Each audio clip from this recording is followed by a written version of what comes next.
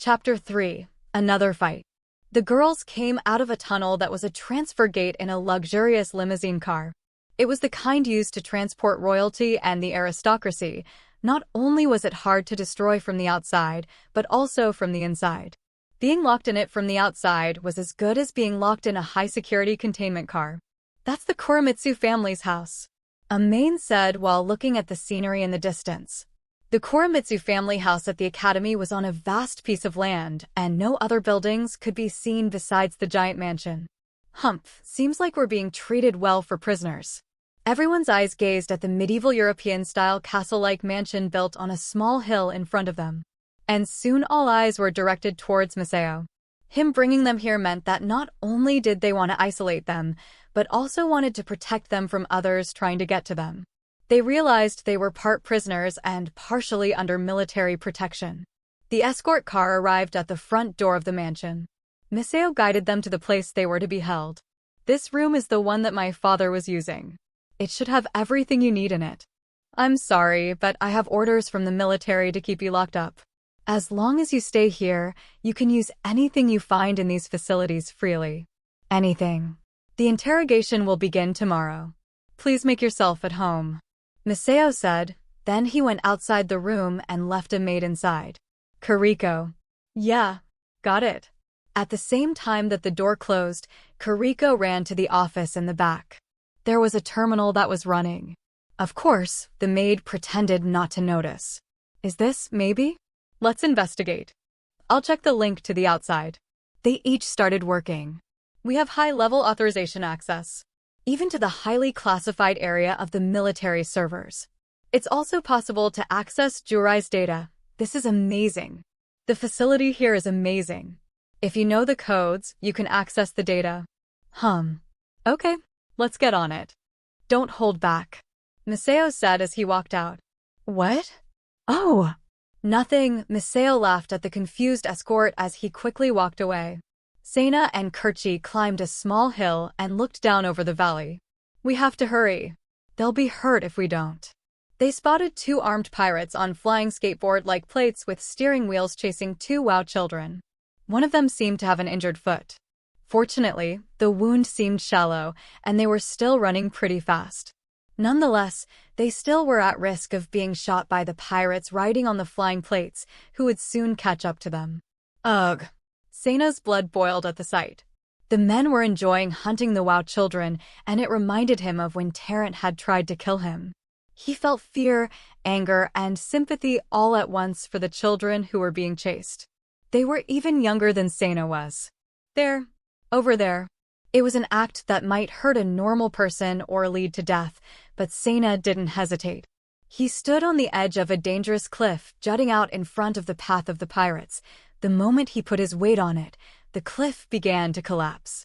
Seina suicide bombed them with the cliff, knowing they would get caught up in his bad luck, but he knew he would be fine, or at least the damage would be small. The men who were chasing the WoWs were caught up in the falling torrent of sand and stone, and Seina was left with only slight scratches. The backpack with survival goods that he had carried with him got trapped under the earth and sand. "Are you okay? You're not injured, are you?" Seina asked the children who were still stunned. The WoW children looked relieved. "Thank you." The injured child began to cry in relief. Because she was wearing a hood, he didn't notice that the injured boy was actually a girl.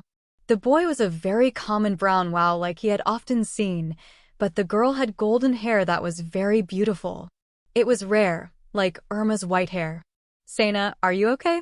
Kurchi jumped off the cliff and landed steadily. "Yes, but this girl is injured." The girl who saw Kurchi seemed a little nervous, but Kurchi's smile calmed her suspicions. "Don't worry. It's just a light burn from a high-energy blast grazing past her." Kurchi sprayed a liquid medicine to disinfect and protect the wounds from her fingertips. As Seina's NB, she was equipped to treat Seina, who was constantly injured. "Are you two alone? Where's your father or mother?" "We live in a secret cave, but our mother is sick, so we came to pick herbs." "So did you find them?" he asked. He had come here just to help Fuku, but these children now took priority. "My nanomachines have gotten access to the enemy system and have started operating," Kurchi said. "Seina, Someone is on the way. Their energy reaction is quickly approaching. Kerchi quickly lowered her voice. I doubt it's anyone friendly. There are 3 moving reactions heading towards the ship. They're just ahead of us. Let's hurry. Can you take me to your hiding place? Please wait. Not yet, the boy pleaded. The girl clasped her hands at her chest to show what she had to Sena. Is that it? Our mother is sick, and we need more of this to make medicine, but... Got it. Let's move away for now. Sena took the boy and ran, and Kerchi ran with the girl. I think that these children are probably descendants of settlers. Perhaps they're some kind of naturalists. Naturalists? People who refuse to rebuild civilization and try to live on their own and lead self-sufficient lives. This is a place that no one would ever enter, and it is not worth much to develop. But it's good enough for people to live in its environment. Why would the pirates want to harm them? I don't think it's because they're a threat to the space pirates. They were probably chasing them for fun, or maybe to sell them as slaves. That's highly likely with this girl's unusual gold hair. That's terrible. Sena looked at the girl and resolved to help them. How long will it take to collect the herbs? Kerchi asked the boy, probably reaching the same resolution as Sena. They grow around here, but they're usually in the middle of the cliffs. It's a bit hard for us to reach. It was dangerous for them to climb the cliffs to get it, but Kerchi could hover. Oh, I found it, Kerchi said as she flew up into the sky, but she could see the people approaching. Sena, 2 people are headed our way. You move while I pick the herbs. Kerchi left the girl with Sena and started harvesting. After Sena was gone, 2 men on flying plates arrived at the place where the rocks had fallen. There's no sign of anyone on the ship. What's going on over there? There was a massive cliff collapse. Life signs are reading yellow. Their hearts have stopped, but their brains are still alive. But in order to get them out, we're going to need some heavy machinery and staff from the base. This is Arga. Someone is running away from the site. Another person entered the communication. Gee, how troublesome. Which way did he run? Ban asked. I can't tell just yet. I'm scanning for him now. Damn, so these falling rocks weren't just an accident. The other pirate, Chika, asked. I found them. He's running off with that golden-haired wow. Damn, so Yamada escaped. Hold on, I'm bringing a van over to you and we can use it to find him. A few minutes later, Arga arrived at Ban and Chika's location. I found the footprints of 2 people. Only one is Wow Prince, the other must be Sena Yamada. Hehe, we can get both Yamada and that golden wow, Chika said happily to Arga. Don't forget why the reward for him is so big. You don't want to wind up like these guys and get caught up in his probability bias. Did Yamada really cause this to happen?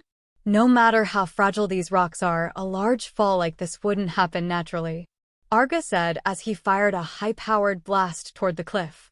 Falling rocks and a landslide occurred due to the shock, but it was small compared to the large-scale one Sena had caused. What? I can't believe he was able to make such a thing happen. The researchers at the base say that the numerical value of his probability bias is off the charts. They can't believe that he even lives normally. Shit. Maybe we should give up chasing him. Gee. I don't care. I want that money. Let's find them, then we will assess the situation from there. Fine, you go do that. I have to hurry to contact the base. Wait. Put it off till we find them. But those guys who are buried are in danger. And Sena Yamada is dangerous. Their life readings are yellow. If they die, we still have 24 hours to resuscitate them. Kerchi handed the boy a lot of medicinal herbs. Thank you, miss. It seems that the enemy is here. Kerchi could overhear their conversation because they were using nanomachines as repeaters to communicate over long distances. She knew what they were planning to do. She was much faster than them, but with the 2 children her speed would be a bit slow. There is a hole about 10 kilometers from here that leads to our settlement underground. Sena was listening to the boy while Kerchi was picking herbs. We don't have time. I'll act as a decoy and get them off our tail, Kerchi said. But what if they catch you?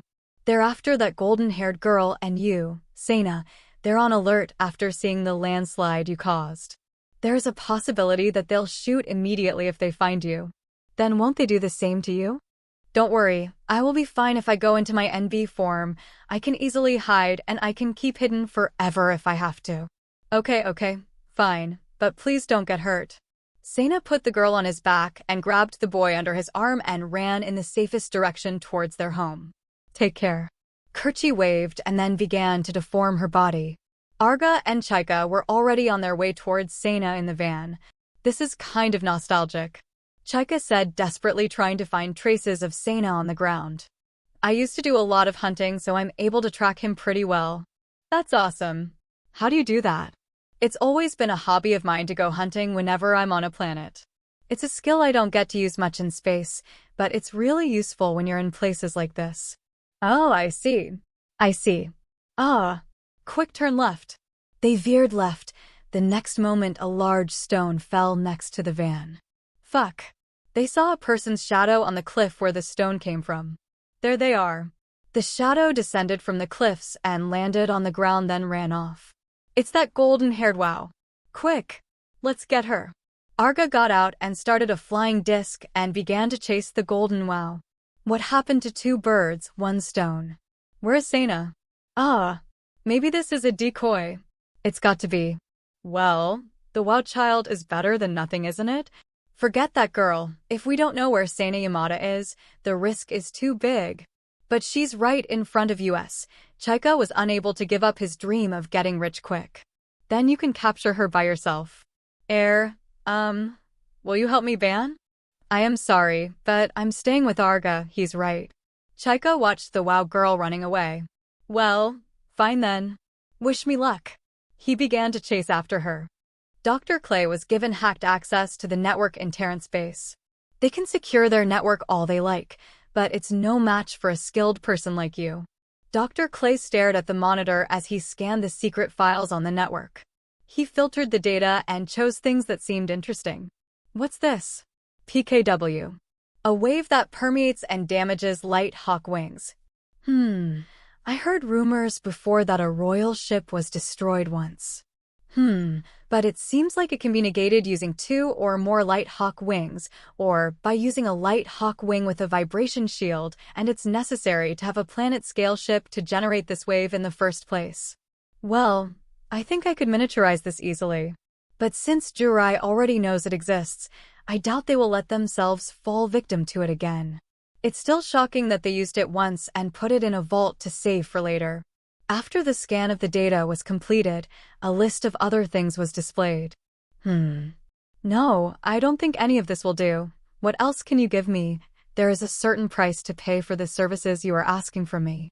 I have access to Terrence main bank account. If you put your hand into another's wallet without permission, it can cause them a lot of damage, especially an organization like this. Just think of it as a consolation fee from me to you. Oh, is that so?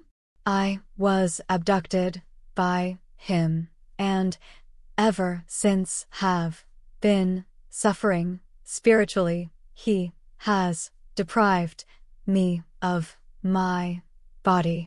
As he robbed me, I have robbed him. It's a small price for him to pay for what he got from me. I see. The strong often take from the weak, but it's not always a one-way street, Clay said, and then he saw the amount he was being given. What? But this is. The amount of money presented there was not a frightening-looking figure, but on the Earth, it was equivalent to tens of billions of dollars. Wow, that's a lot of dirty money for pirates to have. And it's all yours if you help me make it out of here alive. It's been such a long time since I last had a good laugh. I'll accept your offer, it's a deal. Dr. Clay was in a good mood. He took the bait. The golden hair while running in front of Arga's eyes wasn't like the one with Sena. She looked like Irma, but with gold hair. Even though they erased the personal data in NB, Kerchi had a backup saved out of their reach.